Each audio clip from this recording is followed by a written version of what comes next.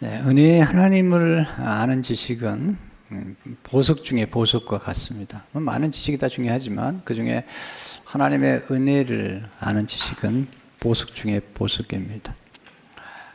왜냐하면 우리 모두는 죄인이기 때문이죠. 하나님의 은혜는 죄인에게만 임합니다.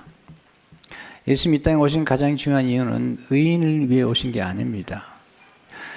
스스로가 의롭다고 생각하는 사람에게는 하나님의 은혜가 임하지 않습니다. 스스로가 죄인이라고 생각하는 사람, 그런 사람일수록 하나님의 은혜는 더 깊이 다가오는 것이죠. 사도 바울이 하나님의 은혜를 늘 찬양하는 까닭은 그가 얼마나 죄인인가를 깨닫기 때문이죠. 그의 사랑하는 영의 아들에게 자기가 누군가를 고백하는 거죠. 보통 스승은 자기 자신의 허물이나 부족한 점을 잘 드러내려고 하지 않습니다. 권위를 세우지만 바울은 달랐습니다. 그 영의 아들에게 디모데전서 1장 15절에서 이렇게 얘기하잖아요. 그리스도 예수께서 죄인을 구원하시려고 세상에 임하셨다 하였도다. 죄인 중에 내가 괴순이라. 이게 정말 겸손한 거죠. 바울은 그 당시에 깊은 영성의 경지에 이른 사람인데 나는 죄인이다. 그래서 하나님의 은혜가 아주 크게 그에게 다가온 것을 보게 됩니다. 은혜는 뭘까요? 은혜란 받을 자격이 전혀 없는 사람에게 값없이 거저 베푸시는 하나님의 은혜입니다. 스스로가 자격이 있다는 사람에게는 은혜가 임하지 않습니다. 스스로 죄인이요, 살인자요, 간음자요, 또 도둑질한 자요, 하나님 앞에 설 수 없다고 생각하는 사람에게 하나님의 은혜가 임하는 거예요. 이게 은혜의 역설이죠. 주님은 의인을 부르러 오신 것이 아닙니다. 주님은 잃어버린 자를 찾아 구원하러 오셨고 바로 그 사람에게 은혜를 베푸시는 것을 보게 됩니다. 그렇다면 하나님의 은혜는 누구를 통해서 어떻게 부어지는 걸까요? 첫째로 하나님의 은혜는 예수 그리스도를 통해 그를 믿는 사람에게 부어지는 것입니다. 하나님의 은혜는 반드시 하나님의 사랑하신 아들 예수 그리스도를 통해서만이 우리에게 주어집니다. 오늘 에베소 1장 6절에 보면 이는 그가 사랑하신 자 안에서 우리에게 거저 주시는다. 그의 은혜의 영광을 찬송하게 하려는 것이라. 네, 그의 사랑하신 자가 누구죠? 하나님의 아들이시죠. 세 번역은 이렇게 번역했어요. 그래서 하나님의 사랑하신 아들 안에서 우리에게 거저 주신 하나님의 영광스러운 은혜를 찬미하게 하셨습니다. 우리에게 거저 주시기 위해서 하나님의 아들을 희생하신 거예요. 은혜는 우리가 거듭받았지만 그 은혜를 베푸시기 위해서 하나님은 값비싼 대가를 지불하셨어요. 하나님의 은혜는 값싼 은혜가 아니에요. 우리에게 거저 주시긴 하지만 우리가 정말 귀한 은혜를 받고 있는 거죠.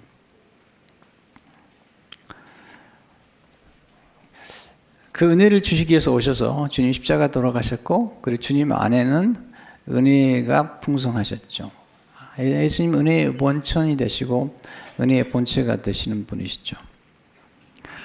요한복음 1장 14절에 보면 말씀이 육신되 우리 가운데 거하심 우리가 그 영광을 보니 아버지의 독생자 영광이요 은혜와 진리가 충만하더라. 하나님의 은혜가 충만했어요. 우리가 은혜를 받으려면 은혜를 충만히 가지신 분에게 나아가야 되죠. 하나님의 은혜는 너무 풍성하기 때문에 아무리 주어도 부족하지 않아요. 사람의 자원은 한계가 있어요. 누군가에게 뭔가를 베풀면 본인이 그만큼 줄어드는 것 같은 느낌을 갖게 되잖아요. 하나님은 그렇지 않으세요. 하나님은 무한하시고 무궁하신 분이기 때문에 아무리 나눠줘도 손실되지 않아요. 우리가 지혜가 필요하면 지혜로운 자에게 나아가야 되죠. 어리석은 자에게 나가면 안 되잖아요. 지식이 필요하면 지식을 가진 분에게 나아가야죠. 병을 고치려면 병원에 가야죠. 네. 여러분이 돈이 필요하면 돈을 가진 사람에게 찾아가야죠. 착하지만 돈이 없으면 찾아가 봐야 소용이 없잖아요. 돈을 가졌지만 또 인색하거나 도와줄 생각이 전혀 없다면 나가보면 안 되죠. 근데 하나님의 은혜는 풍성하실 뿐만 아니라 갈망하는 자에게, 겸손한 자에게, 그 은혜를 알고 은혜를 받으러 하나님께 나아가는 자에게 무한히 주시는 분이시라는 거죠. 요한복음 1장 17절에 보면 율법은 모세로 말미암아 주어진 것이요 은혜와 진리는 예수 그리스도로 말미암아 온 것이라. 구약에도 은혜가 있었죠. 하나님의 은혜는 창세 전부터 계속 되고 있는 거죠. 근데 그 은혜가 예수 그리스도 안에서 영원 전부터 계획되는 거고 주어진 거거든요. 예수님의 족보에 들어간 은혜를 입은 몇 사람만 봐도요, 구약부터 놀라운 은혜가 있다는 걸 알게 되죠. 예수님의 족보에 들어간 여인 중 하나가 다말이죠. 이 다말은 유다의 며느리예요. 이 다말이 시아버지하고 동침했어요. 또 시아버지였던 유다는 아내가 죽은 다음에 위로를 받으려고 창기를 찾아간 거예요. 근데 이 며느리가 스스로가 창기인 채 하면서 이 종선을 받으려고 시아버지와 동침한 거죠. 자세한 얘기는 할 수 없고요. 이게 성경에 나오는 하나님의 은혜의 스토리예요. 기생 라합은 언제나 이름을 부를 때 그냥 라합이라고 부르지 않아요. 반드시 기생, 창녀 그렇게 불러요. 왜냐하면 바로 그인에게 은혜가 필요했던 것 때문이죠. 밧세바, 다윗, 또 모함 여자였던 룻, 이게 다 구약에 나오는 은혜를 경험한 사람들의 특징이죠. 아무도 완전하지 않아요. 아무도 어렵지 않아요. 우리가 생각하는 것보다 훨씬 더 못됐죠. 근데 바로 거기에 하나님의 은혜가 임하면서 풍성한 것들을 경험하게 되죠. 하나님은 하나님의 아들이신 예수 그리스도를 통해서 우리에게 은혜를 베푸시기로 한 거죠. 왜냐하면 죄인은 죄인에게 은혜를 베풀 수가 없어요. 이게 영적인 논리뿐만 아니라 이건 상식이죠. 여러분, 빚을 많이 진 사람이 어떻게 남의 빚을 갚아주겠어요? 그러니까 예수님을 통해서만이 구원을 받게 되는 까닭은 예수 그리스도는 죄가 없는 분이에요. 뿐만 아니라 은혜로 충만하실 뿐만 아니라 우리의 죄 문제를 해결해 줄 수 있는 능력을 가지실 뿐만 아니라 자원하시는 분이잖아요. 하나님의 아들이시잖아요. 하나님 창세 전부터 계획하셔서 구약의 모든 성도들은 예수 그리스도의 오심을 바라보면서 은혜를 받았고요. 그리고 신약의 성도들은 이제 우리는 예수님 이 땅에 오신 십자가를 바라보면서 은혜를 받고 있는 거죠. 그래서 사도 바울은 은혜를 이야기할 때마다 언제나 그리스도 안에서 우리가 누리게 된 모든 신령한 축복과 하나님이 받은 선택의 은혜와 그리고 구속의 은혜와 그리고 거저받은 은혜를 찬양하는 거죠. 오늘 우리 본문의 말씀을 에베소 1장 3절을 보게 되면 찬송하리로다 하나님 곧 우리 주 예수 그리스도의 아버지께서 그리스도 안에서 하늘에 속한 모든 신령한 복을 우리에게 주시되, 그냥 주지 않아요. 그리스도 안에서. 4절에 보면 그 창세전에 그리스도 안에서 우리를 창세전에 선택하셨다는 거예요. 우리를 택하사 우리 사랑 안에서 그 앞에 거룩하고 흠이 없게 하시려고. 이거 대단히 놀라운 은혜예요. 깨달으면요 전율이 돼요. 우리가 태어나기 전부터. 아니 창세전에 하나님이 우리를 아시고 선택하셨다는 거죠. 5절에 보면 그 기쁘신 뜻대로 우리를 예정하사 예수 그리스도로 말미암아 자기 아들들을 자기의 딸들이 되게 하셨으니. 6절 이는 그가 사랑하신 자 안에서 우리에게 거저 주시는 바 그의 은혜의 영광을 찬송하게 하려는 것이라. 7절 우리는 그리스도 예수 안에서 그의 은혜의 풍성함을 따라 그의 피로 말미암아 성량 곧 죄사함을 받았느니라. 우리의 죄 문제가 해결될 수 있는 건 딱 한 가지밖에 없어요. 예수님의 피밖에 없어요. 왜냐하면 예수님의 피는 죄가 없는 피거든요. 그리고 이 피는 짐승의 피가 아니에요. 하나님의 피거든요. 이 전 우주를 만드시고 여러분, 이 우주가 얼마나 큰지 아세요? 저는 우주에서 이 지구는요, 먼지만 같던 거예요. 근데 하나님께서 이 지구에 사는 사람들을 선택하시고 돌보시고 은혜를 베푸시잖아요. 그래서 우리가 사함을 받은 것이죠. 두 번째, 하나님의 은혜는 예수 그리스도를 통해서 아주 다양하게 우리에게 임하는 것을 보게 됩니다. 하나님의 은혜는 지극히 풍성해요. 그래서 전 인류가 영원토록 은혜를 받아도 부족함이 없어요. 에베소 2장 7절에 보게 되면 이는 그리스도 예수 안에서 우리에게 자비하심으로써 그의 은혜의 지극히 풍성함을 오는 여러 세대에 나타내려 하십니다. The incomparable riches of His grace. 와, 대단한 표현이죠. 감히 어떤 것도 비교할 수 없는 진정한 부요함 우리에게 주신 것이죠.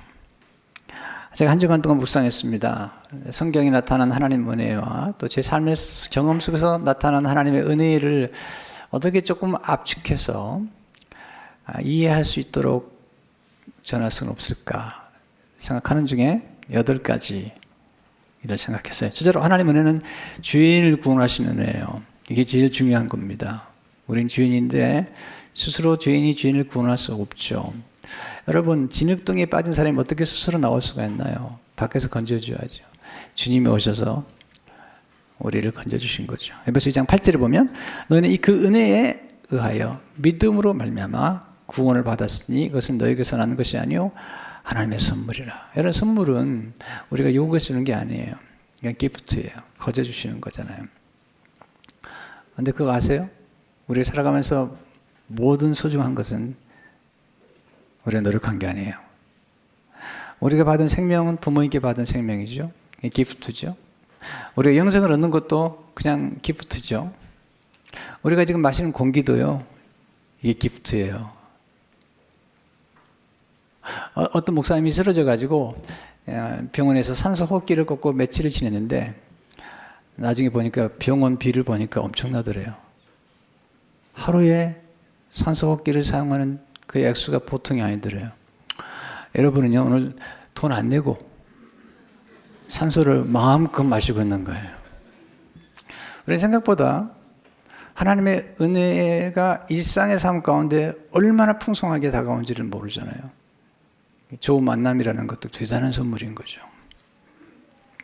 두 번째, 하나님의 은혜는 죄인을 의롭다고 여기시는 거예요. 우린 죄인인데 우리 죄는 가져가시고 우리 의롭다고 여기는 것도 값없이. 디도 3장 10절을 보니까 우리로 그 은혜를 힘입어 의롭다 하심을 얻어 영생의 소망을 따라 상속자가 되게 하려 하심이라. 대단한 거죠. 하나님의 나라의 상속자가 되게 하셨는데 은혜를 힘입어 의롭다 하심을 입었다. 로마서 3장 24절을 보니까 그리스도 예수 안에 있는 성령으로 말미암아 하나님의 은혜로 값없이 의롭다 하심을 얻은 자가 되었느니라. freely 거저받은 거죠.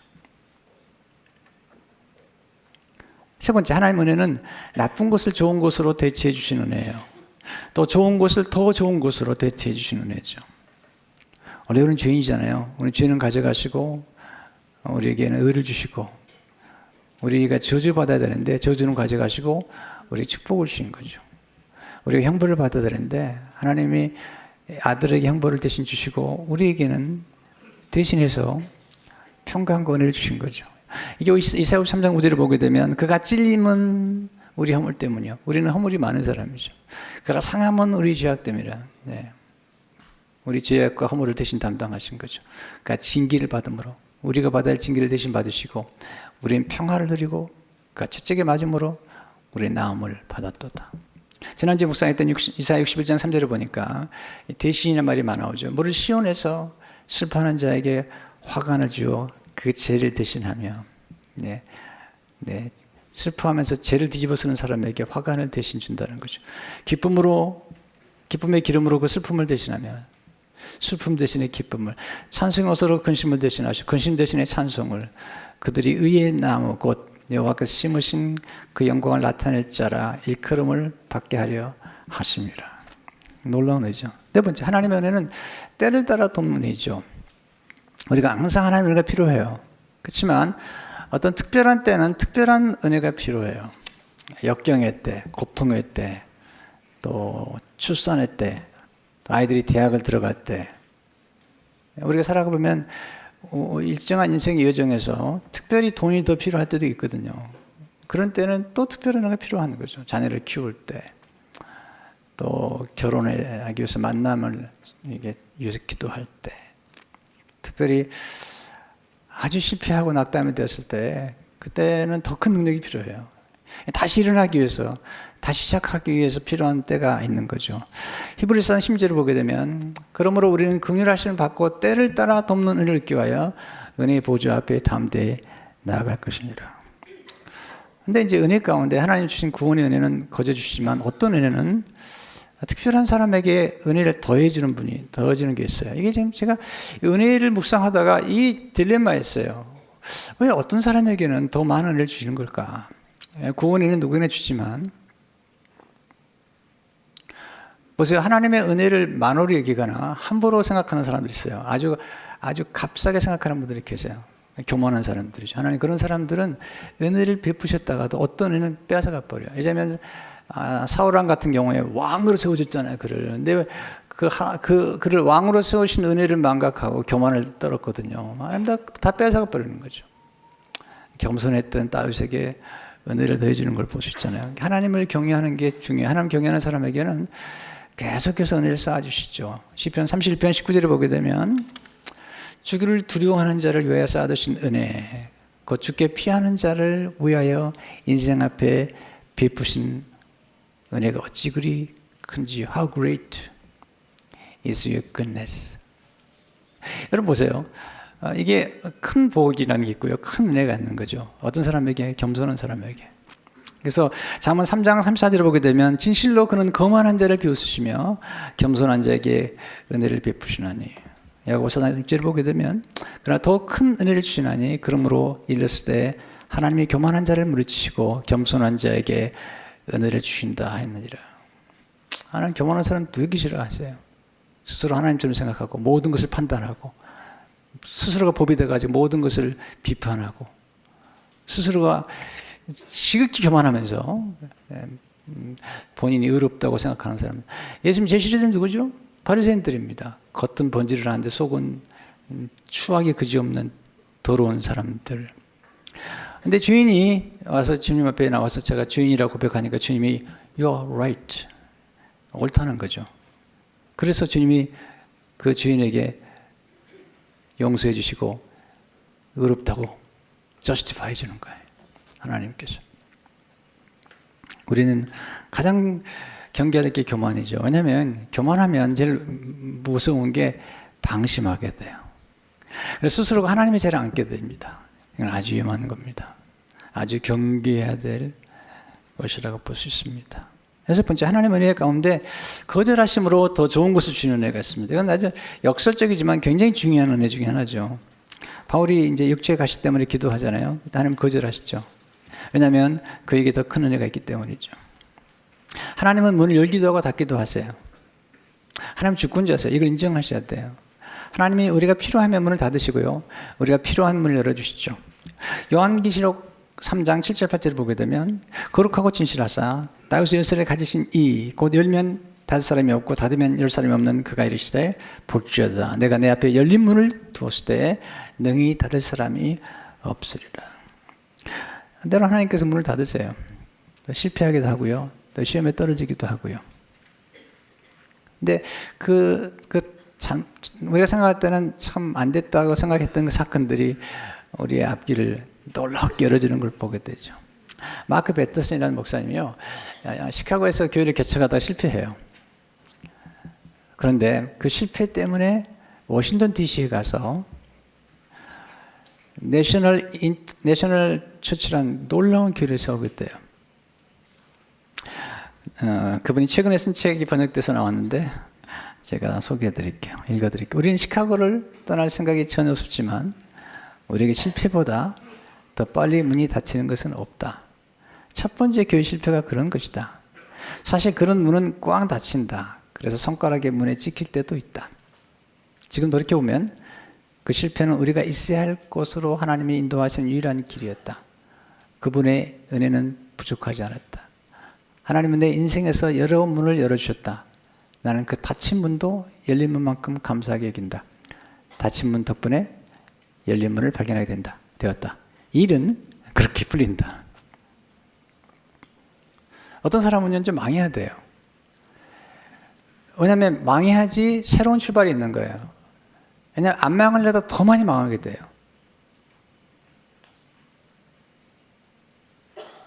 어떤 사람은 실패해야 돼요. 그래야 하나님 만나는 거예요. 그래야지 겸손해지는 거예요.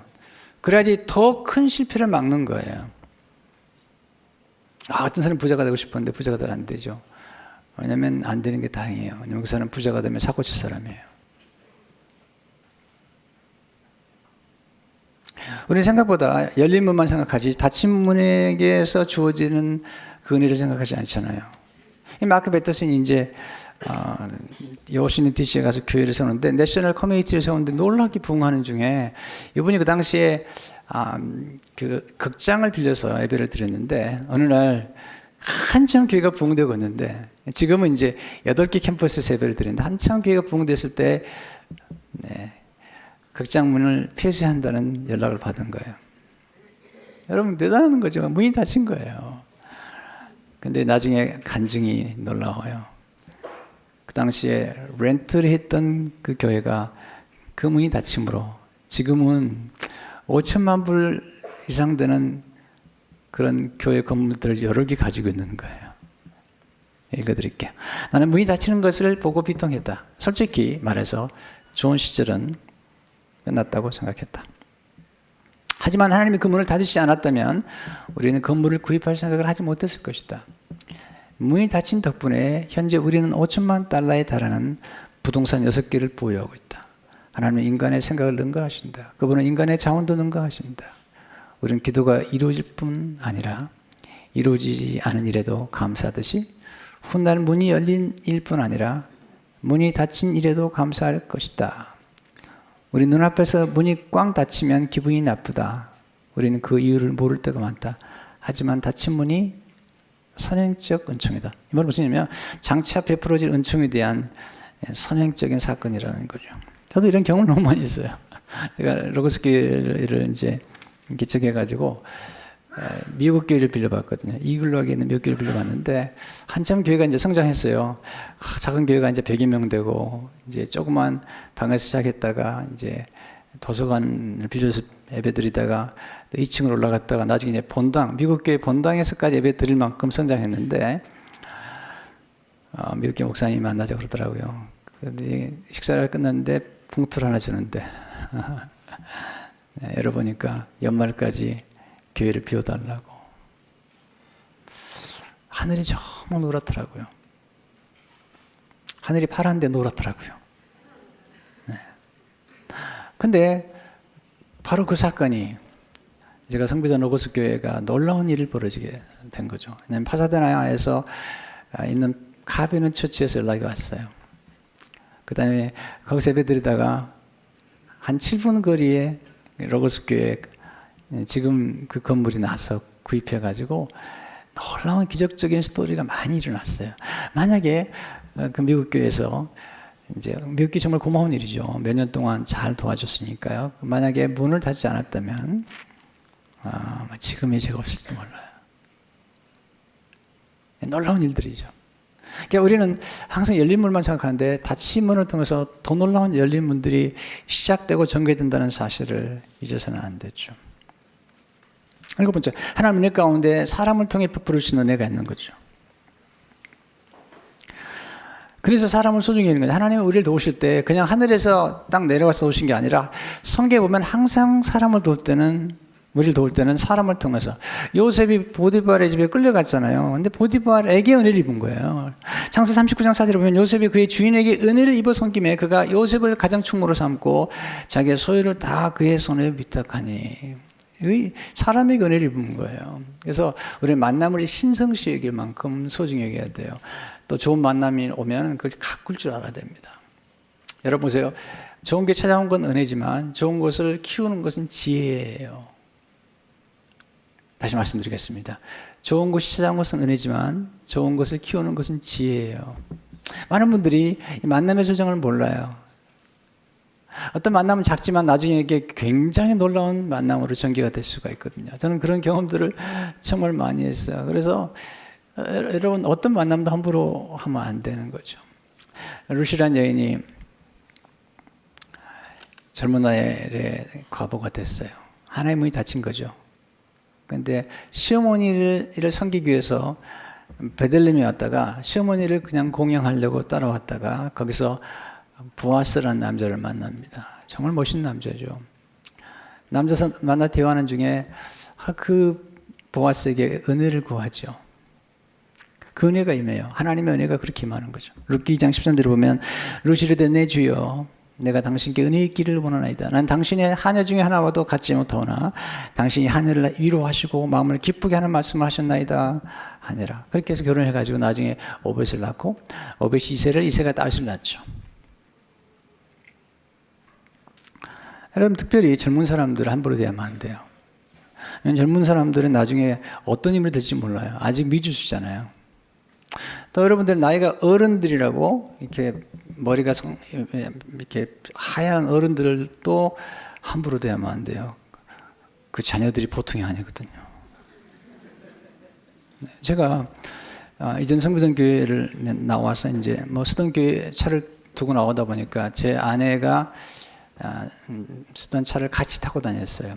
캠리 차를 같이 타고 다녔는데 한 번은 이제 권사님 따님이 저희 교회 나오지 않으신 분이에요. 따님이 새벽 기도를 왔다가 제가 차가 없는 걸 보고 저를 찾아왔어요. 목사님, 차 하나 사드릴게요. 저는 주위에 목사님들이 이렇게 가끔 어떤 신자가 차 한 대 사줘가지고 뭐 그러면 되게 부럽더라고. 근데 저한테 그런 얘기 들으니까 대박 생각이 드는 거예요. 그러면서 본인이 타고 다닌 차하고 똑같은 걸 사주겠다는 거예요. BMW. 네.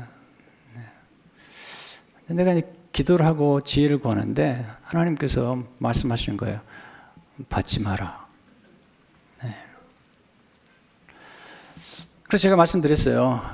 참 고마운 일인데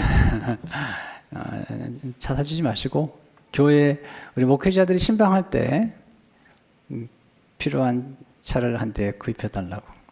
그랬더니 이분이 참 좀 아쉬워하더라고요. 자기는 좀 목사님이 탄 걸 보고 싶었다. 그리고 난 BMW 한번 타본 적이 없거든요. 그래서 이제 지났던 이분이 그 풀 옵션이던 미니밴을 사주셨어요. 그래서 나중에 찾아왔어요. 목사님, 그래도 돈이 남네요. 그리고 2만 불을 또 헌금하라고 가져왔어요. 교회 헌금을 했어요.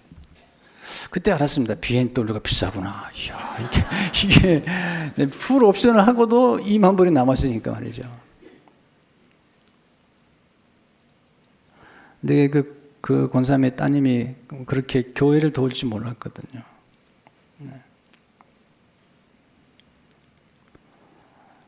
네. 우리 주위에 때로 우리가 볼 때 아주 소박하게 보이는 분이 있을지 모르지만 여러분 모르는 거예요. 무한한 포텐셜, 무한한 가능성이 모든 사람들에게 다 있는 것이죠. 8번째, 하나님 은혜는 작은 씨앗이 풍성한 열매를 맺게 하시는 은혜죠.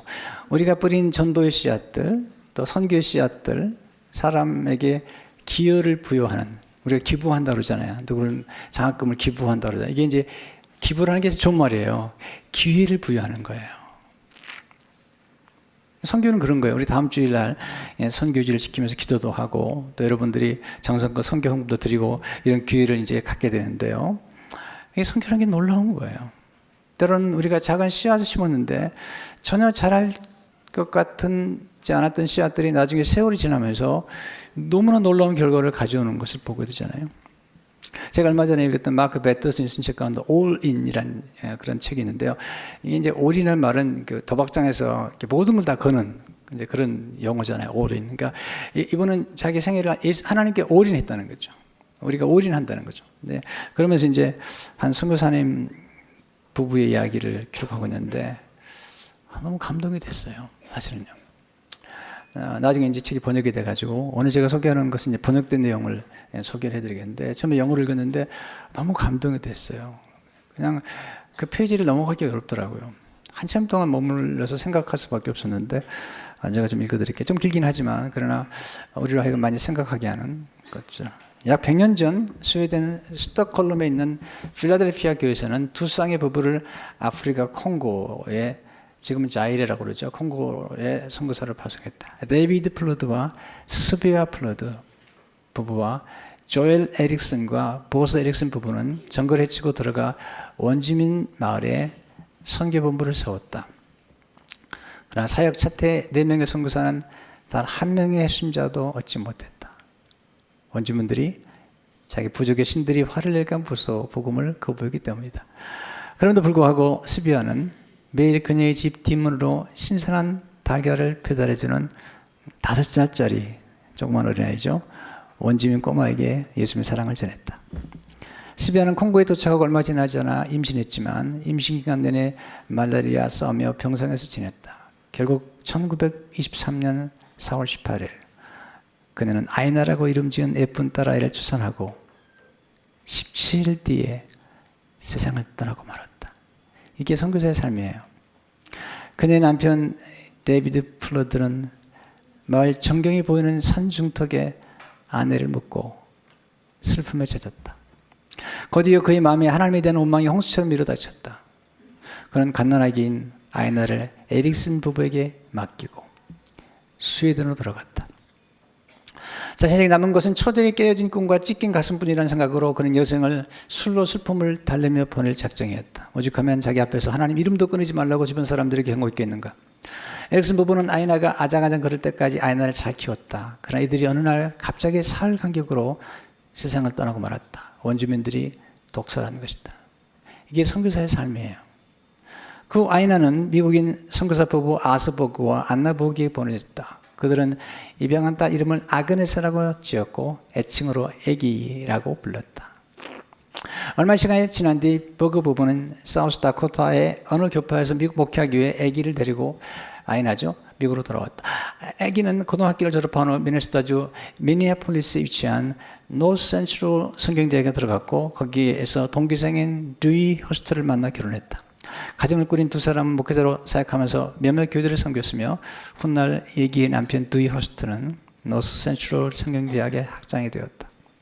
대학 측에서는 애기와 듀이 부부의 25주년 결혼 기념을 축하하며 스웨덴 여행이라는 특별 선물을 주었다. 그러나 애기에게 여행의 유일한 목적은 50년 전 자기를 버린 친아버지를 찾는 것이었다. 그런 닷새 동안 아무 단서도 없이 스톡홀름을 샅샅이 뒤졌다. 마침내 미국으로 돌아가기 전날 그들은 아버지의 소식을 듣게 되었고 금방이라도 쓰러질 것 같은 건물 3층으로 향했다. 곳에는 간 기능이 다 망가져 죽어가고 있는 애기의 친아버지 데이비드 플러드가 누워 있었다. 아버지, 제가 아이나예요. 데이비드는 생전에 들어보려고는 꿈에도 예상치 못했던 말이었다. 그래 혈안이 가득한 말 한마디를 했다. 너를 버리려고 했던 건 아니었다. 부녀는 서로 부둥켜 안았다. 딸을 버린 아버지의 마음과 아버지에게 버림받은 딸의 마음에 50년간 남은 상처가 치유되는 순간이었다. 그날 아버지와 딸은 화해했고 그 아버지는 하늘에 계신 자신의 아버지와 영원히 화해했다. 그 다음날 스톡홀름에 떠나 시애틀에 도착한 그녀는 아버지가 세상을 떠났다는 소식을 들었다. 그로부터 5년 뒤 아이나와 듀이 부부는 영국 런던에서 열린 세계 오순절 총회에 참석했다. 그곳 로얄 프린스 에버트 홀에는 세계 각국에서 1만 명의 대표들이 모였는데 특히 총회 첫날 밤 연사로 나선 사람 중에 아프리카 자이레, 지금 그 당시 콩고죠, 공화국 오순절교회 감독 루이키타 은다고도 포함되어 있었다. 얘기는 루이키타가 그녀의 부모가 반세기 전에 선교사로 사역했던 콩고 출신이라는 것에 주목했다. 루기타의 연설이 끝난 뒤 얘기는 통역관을 통해서 그와 이야기를 나눴다. 자신이 태어난 마을 아느냐는 그녀의 질문에 그는 자신이 그곳에서 성장했다고 대답했다. 그녀는 플라드라는 이름의 선교사 부부를 아느냐고 다시 질문했다. 그러자 그가 다음과 같이 대답했다. 알다마다요. 제가 매일 아침 스비아 플라드 선교사님의 집 뒷문에 달걀 바구니에 물 배달했는걸요. 선교사님은 제게 예수님에 대해 말씀해 주셨곤 했죠. 스비아 선교사님이 아프리카 전역에서 저를 지한 다른 개종자를 또 얻으시는지 모르겠네요. 그는 다시 덧붙여서 말했다. 안타깝게도 스비아 선교사님은 제가 예수님을 영접한 직후에 세상을 떠나셨고 남편분은 고국으로 돌아가셨습니다. 그분에게 아이나라는 이름의 아기가 하나 있었는데 그 아이가 어떻게 되는지를 늘 궁금했어요. 아기는 자신이 바로 그 아이나라고 밝혔다. 그러자 루이기타가 흐느끼기 시작했다. 두 사람은 태어나자마자 생이별을 한 오늘이처럼 부둥켜 안고 울었다. 잠시 후에 루기타가 말했다. 몇 개월 전에 당신 어머니 묘소에 꽃을 바치고 왔습니다. 당신 어머니의 고결한 죽음이 우리 수많은 아프리카 사람을 살렸습니다. 자례공화국의 수백 개의 교회들과 수십만 신자들을 대신해서 감사드립니다. 네. 어린 소년에게 복음을 전하고 딸을 낳고 17일 만에 죽었던 그 선교사님, 그 때문에 고통스러웠던 그 아버지, 그 남편. 이렇게 놀라운 열매가 맺을 줄은 몰랐던 거죠. 근데 하나님 은혜가 함께 하니까 이런 열매를 맺은 것이죠. 이게 우리가 선교하는 겁니다. 여러분 가끔 단기 선교를 나가는 것들을 좀 폄하하는 분들이 있는데요. 그러시면 안 됩니다. 얼마 전에 제가 알게 된 네팔의 선교사님 부부는 이분들이 신학교를 졸업하고 한의문을 네팔로 떠났습니다. 단기 선교자 떠난 겁니다. 근데 거기서 그들은 하나님의 음성을 들었습니다. 네팔로 와라. 그리고 지금 네팔에서 정말 행복한 사역을 하고 있습니다. 여수를 방문한 적이 있습니다. 예양원에. 거기 한센병 환자들, 나병 환자들을 치료했던 많은 미국의 선교사님이 와 계세요. 그 중에 어떤 선교사님들은 1년에 한 달 정도 단기 선교로 오셔서 수많은 사람들 치료해 주셨습니다. 저도 가끔 그런 경험을 합니다. 선교사님들을 방문하고 선교지 방문해서 제가 짧은 시간에 사랑을 나누고 격려했던 분 가운데 선교를 포기하려고 했던 분들이 다시 선교를 하는 것도 보았고, 목회자 가운데 목회를 포기하려고 했던 분들이 다시 목회를 하는 것도 보았습니다. 얼마 전에 과테말라에 우리가 컴패션 캠페인을 벌인 다음에 과테말라에 있는 아이들을 섬기는 걸로 우리가 한 1000명 정도가 헌신했지 않습니까? 그래서 우리가 과테말라에 가본 거죠. 한중에 아주 놀라운 은혜로운 시간을 가졌어요. 그 중에 한 10명 정도를 더 입양해 왔다 생각했는데, 우리가 간 팀 멤버 가운데, 선교팀 멤버 가운데, 네. 아이들이 컴패션 그 사역에 들어가고 싶은데 선택받지 못한 아이들이 우리가 가서 그 중에 10명의 아이들을 선택했고, 그 부모님과 아이들이 얼마나 좋아하는지. 또 지금 권사님이시지만 권사님은 거기에 또 한 아이를 안고 입양해서 얼마나 좋아하시는지. 지금 저희 교인들 가운데는요, 어떤 분은 50명을 해요. 50명을 지금 매달 50명을 서포트를 하기도 하고요, 1명을 서포트하기도 하고.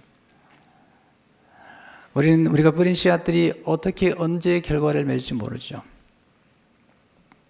또 신학교 다닐 적에 OMS라고 하는 선교단체에서 미국 분들이 신학생들에게 한 학기에 3만 원 정도 정기적으로 후원했던 분들이 계세요. 저는 그 혜택을 받은 사람이에요. 그리고 와서 미국에서 목회자의 삶을 살면서 수많은 선교사님들과 수많은 선교지를 섬기는 그런 목회자가 된 거예요. 여러분, 우리는 지나간 과거의 은혜를 많이 받은 사람들이죠. 갈라디아서 6장 9절을 보니까 우리가 선을 행하되 낙심하지 말지니 포기하지 않으면 때가 이르면 거두리라. 목회가 보통 힘든 게 아니에요. 제가 해보니까요. 근데 보람이 있어요. 세월이 지나가면서 심었던 열매들이 나타나기 시작하면 전율을 해요. 전율을. 내가 그렇게 고통스럽게 힘들었던 나날들이 헛된 것은 아니다 하는 생각을 많이 갖게 되죠. 여러분, 과거에 받은 은혜에 대한 감사가 장래에 대한 확신으로 연결되는 거예요. 그래서 내가 받은 은혜를 깊이 경험하고 감사해야 돼요. 그래야지 우리가 앞으로 받은 은혜, 그리고 영원히 받을 은혜에 대한 감격이 있는 거죠. 저는 이제 장례를 자주 설교하는 사람인데요. 장례 설교할 때마다 천국에 대한 소망, 장래 은혜를 나누다 보면 정말 전율이 돼요. 야, 정말 내가 예수 믿기 잘했구나. 이 땅을 떠났을 때, 내게 펼쳐질 놀라운 또 다른 세계가 있다는 것 자체가 얼마나 감사한지 모르죠. 성도 여러분, 은혜가 아니면 살 수 없습니다. 은혜를 알고 은혜를 풍성하게 받고 또 나누는 우리 모두가 되시기를 축원합니다.